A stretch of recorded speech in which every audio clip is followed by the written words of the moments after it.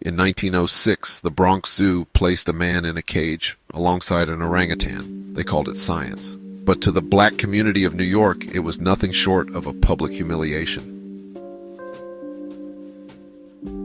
Ota Benga was a young Mbuti man from the Congo. He stood just over 4.5 feet tall with sharp features and filed teeth. Traditional to his culture, his life had already been marked by tragedy.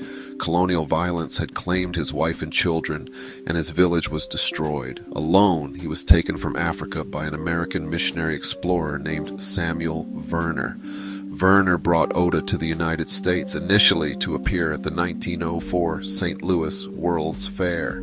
2 years later, Ota found himself in New York City and in the custody of the New York Zoological Society. Under the direction of William Temple Hornaday and Madison Grant, both committed believers in eugenics, the zoo placed Ota inside the monkey house with an orangutan named Dohong. A small sign read, African Pygmy, age 23, height 4 feet 11 inches, weight 103 pounds, brought from the Kasai River, Congo Free State, South Central Africa, by Dr. Samuel P. Verner.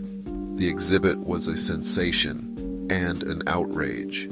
Thousands came to gawk. Children laughed, adults jeered, but African-American clergy and community leaders were furious. Reverend James H. Gordon declared, "Our race, we think, is depressed enough without exhibiting one of us with the apes. We think we are worthy of being considered human beings with souls." Despite protests, the city's mayor refused to step in at first. Hornaday dismissed the criticism, calling it amusing. But under mounting pressure, the zoo quietly removed Ota Benga from public view after just 2 days. Ota was placed under the care of Reverend Gordon, then sent to the Howard Colored Orphan Asylum in Brooklyn and later to Lynchburg, Virginia. He worked in a tobacco factory, learned English, and made friends, but he longed to return to Africa. In 1916, with World War I making travel impossible, Ota realized he might never see his homeland again. At age 32, he took his own life. His death was barely mentioned in the press.